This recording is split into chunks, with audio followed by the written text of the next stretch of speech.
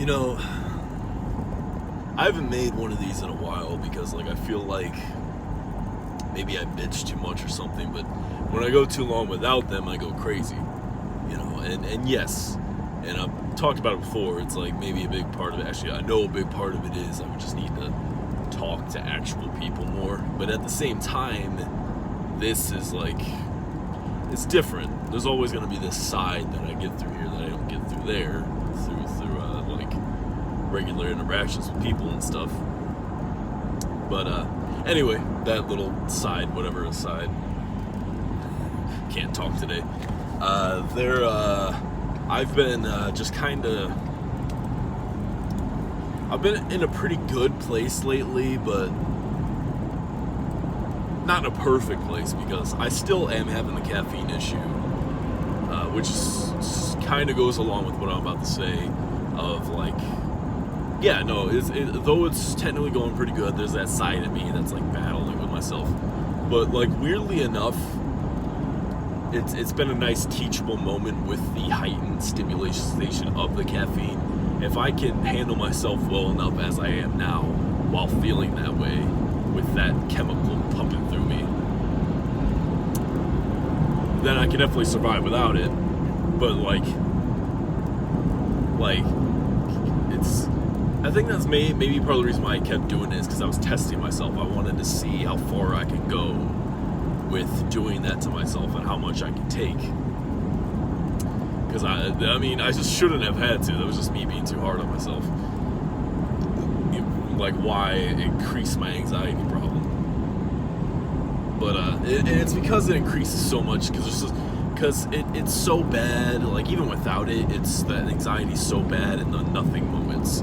When there's nothing particularly pressing going on in my life, that's when the spiral comes. You know what I'm saying? Like, I mean, not saying there's never a moment where I do have like a false little spiral like that when there is legit shit going on. They can intersect, but most of the time, when something real's happening, I handle it really well. But then when nothing's really happening, when you get those little lull moments, which is what the majority of life is made up of, is those in-between moments, that's the moments I'm freaking the fuck out, and that's the moments I'm spiraling and all this kind of shit. And then I just enhance that with caffeine, because instead of like, oh, do something productive, I'm like, I'm gonna test myself and see how far I can push myself with this. And it's ridiculous, but weirdly enough, in doing that, eventually I got tired of being in that state of anxiety. Instead of just waiting it out through caffeine withdrawals and stuff like that, I decided with the chemicals still in my system to be like, well, I don't know if you consider caffeine is a chemical. Like, that's what the term I've been using. But anyway, yeah, no, doing that and then just going for the things I want to do and have to do and all that kind of stuff, and I proved to myself I could do it. But I shouldn't use that excuse of, well, if I can do it now, I can keep this habit up. It's like, no. It's a workout every time you have to bring yourself to do that shit, because you're so filled with all this shit that's making you tense, that's causing all these kind of issues with your body. It's like, what you wanted, what this should prove to you is how fine you'll be without it moving forward. And the fact that you've been doing so good with it means you're good to go without it. It's kind of hard for me to explain, but like,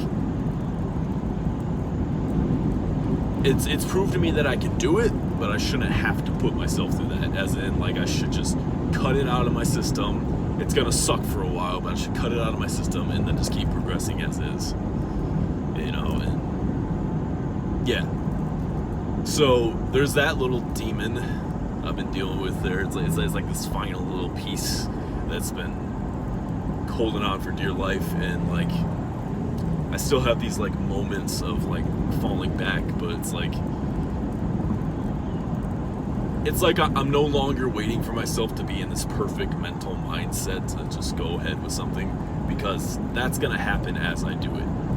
You know, because I think back to all the things in my life, anything I've gotten really good at over time, you don't jump in being a fucking expert. You don't start being this ultimate badass right off the bat that's super confident about everything. There's always going to be like a shaky leg period. There's always going to be this uncertainty to an extent early on. But, you know, as long as if you manage to push through that, you're going to get to that point where you feel more certain. You're going to get to the point where you're more clear-headed about it. It's just no matter what it is, I'm going to have to go through that. So instead of trying to fight it and trying to avoid it, I just got to kind of work with it. Yeah. And then the other reason I wasn't recording one of these is because, like, I also want to present myself in this really favorable light, even though that's never been the point of these.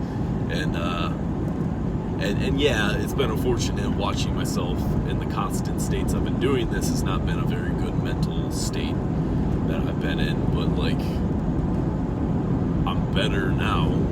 I don't know, it's just like thinking that, like, I was purely destined to only make these videos when I'm all fucked up in the head and stuff. I mean, I'm always fucked up in the head, but yeah. But and I'm still dealing with that losing the weight issue. As far as working out go, the actual workouts have been going very well. But one, surrounding the workout itself is fine, but the moments before and after, I still got that added tension because of the caffeine. So I'm at the, like, right now my jaw is tense. I'm gonna have to, get rid of that part. So there's that, and then also the I've still been kind of stress eating, so I haven't lost a lot of weight. I barely lost any, but I'm getting the muscle back up. I just need to get the fat off me, and not being stressed out all the time because of the constant caffeine consumption can help.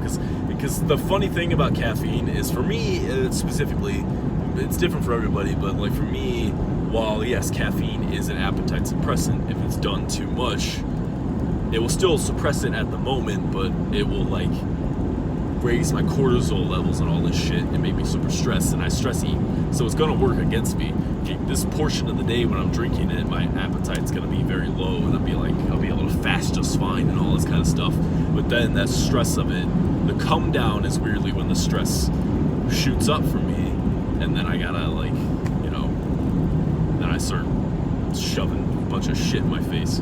But also, there's this thing, like, I need to, like, get an evaluation for ADHD, because it's proved to me, it's like, it's not the fact that caffeine, like, shoots you up and you're super sensitive. You are sensitive to it, but it's in this really weird way of, like, it actually does, it does kind of stimulate you, but at the same time, it does make you come down from that ADHD. It actually focuses it. The issue is the come down from it, from the caffeine. So it works for a little while, but once I start to get that come down from it, especially if I had a lot more, the more caffeine I've had, the worse that come down from it is, and that's when the stress skyrockets, and that's when things get really bad. That's when, that's where the real fucked upness comes from. That's when the stress and the anxiety hits this all-time level, is after a little while since I drank it, when it starts to, when the crash comes, it heightens my anxiety to an insane degree.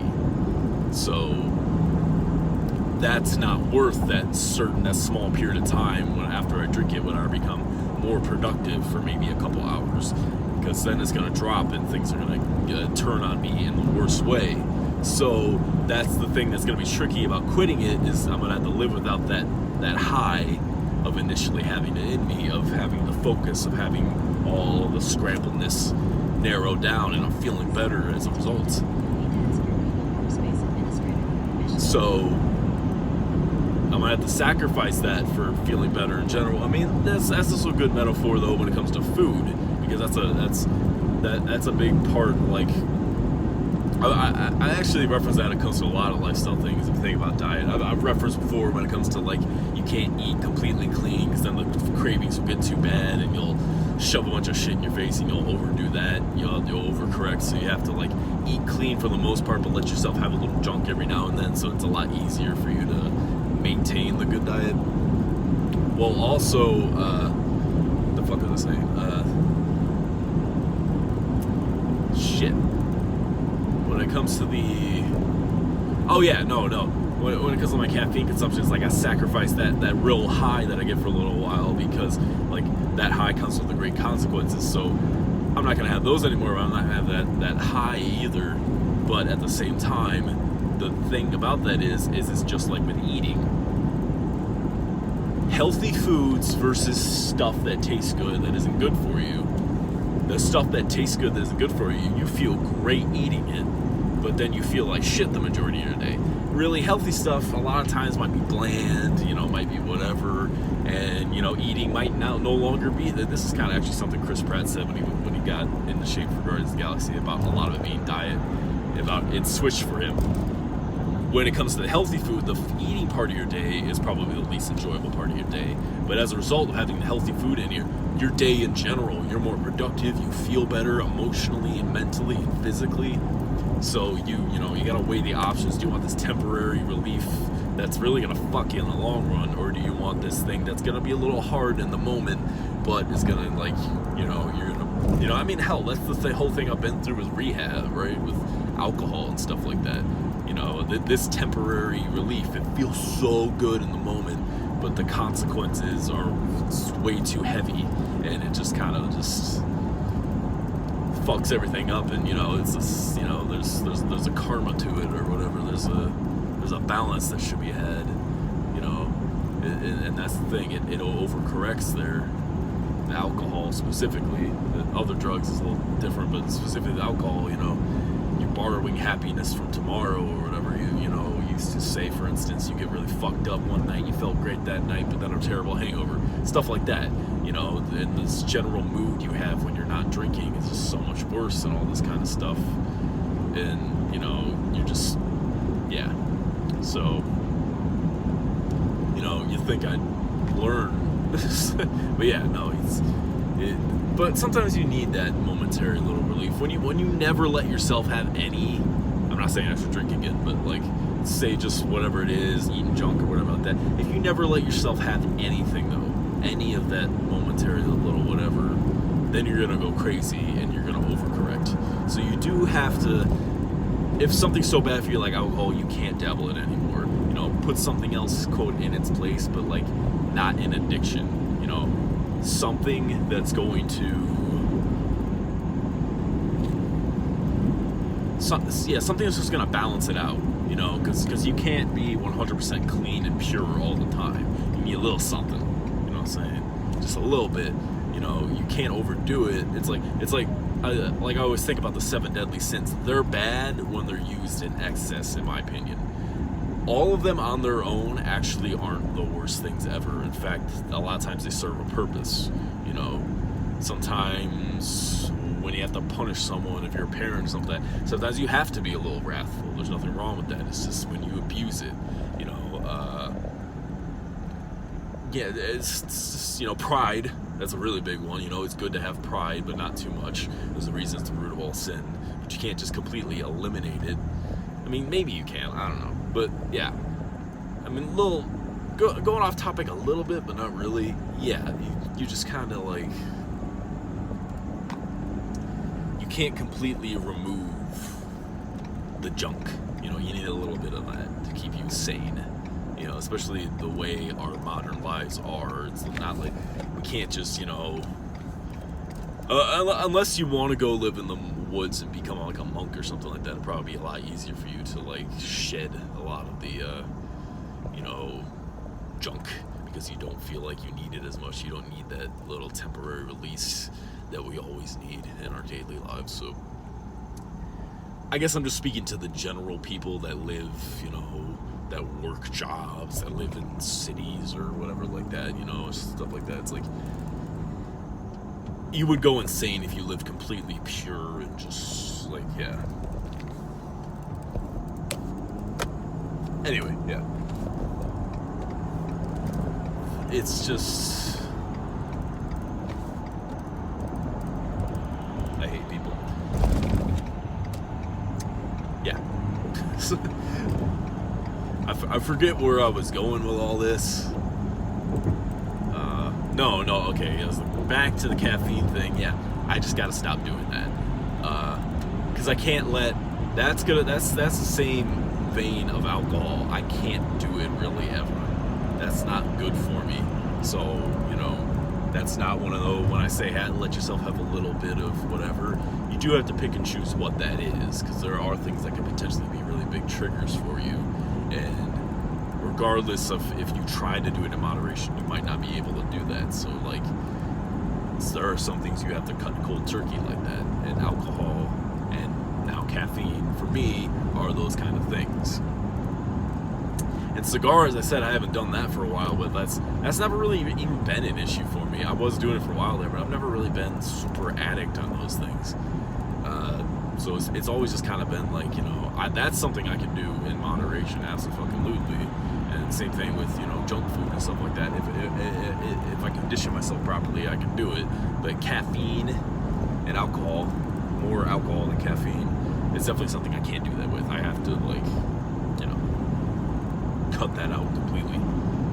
But yeah.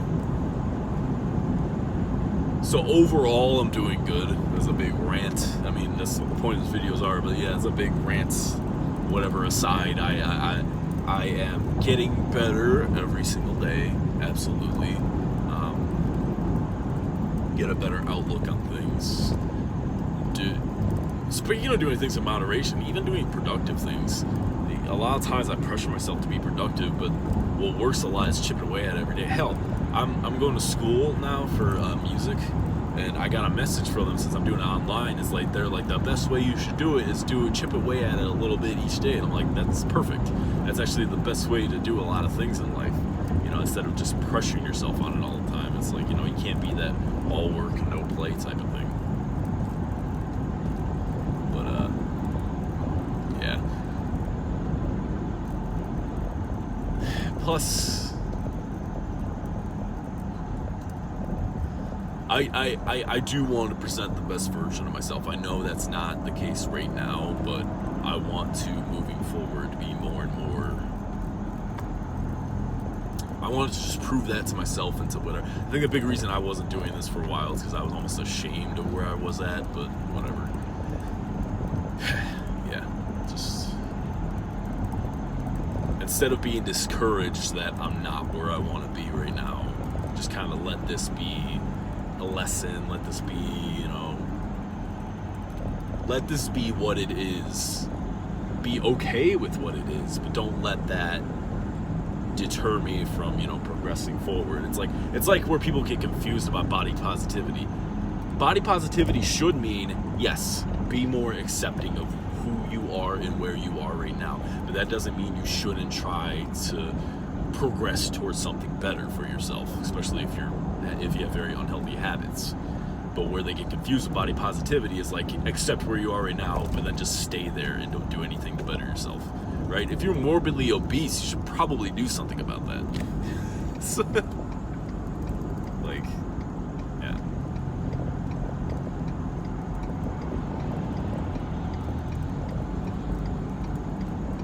Come on.